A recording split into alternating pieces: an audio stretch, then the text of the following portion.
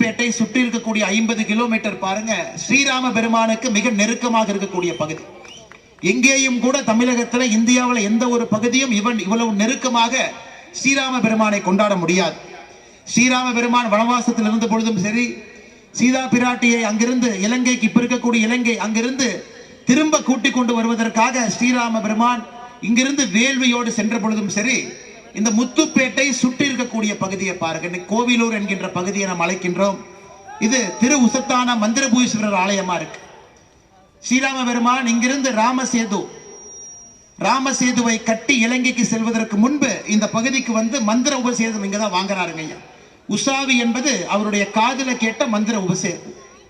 அது கூட இந்த பகுதியில் இன்றியமையாம ராமரோடு கலந்திருக்கக்கூடிய ஒரு பகுதி. இந்து எழுச்சிக்கு மிக அடித்தட்டில் இருக்கக்கூடிய ஒரு பகுதி இங்க இருக்கக்கூடிய உசத்தான மந்திரபுரீஸ்வரர் ஆலயம்.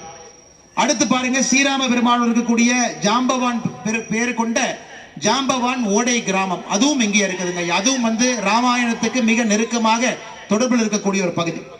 ஸ்ரீராமருக்கு துணையாக சென்ற கழுகு உருவம் கொண்ட ஜடாயு முனிவர் அவருடைய பேர்ல கழுவன்காடு என்கின்ற பகுதியும் இங்கதான் இருக்கு. எவ்வளவு பெரிய ஒரு தனிச்சிறப்பு பாருங்க.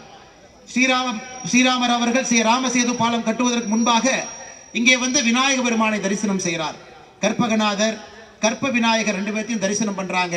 அந்த கற்பகநாதர் குளம் கிராமம் இருப்பதும் இந்த பகுதி. ஸ்ரீராமர் இலங்கைக்கு செல்வதற்கு முன்பு நின்று கொண்டிருந்த கோடியாக்கரை பகுதி. இங்க பாருங்க, இந்தியாவில் எங்கேயுமே ஸ்ரீராமர் அவர்களுக்கு தொடர்பு இருக்கக்கூடிய 6 பகுதிகள் கிட்டத்தட்ட 50 கிலோமீட்டருக்குள்ள முத்துப்பேட்டையை சுற்றி இருக்கு. அது இங்க இருக்கக்கூடிய இந்துக்களுடைய அடையாளம், இந்துக்களுடைய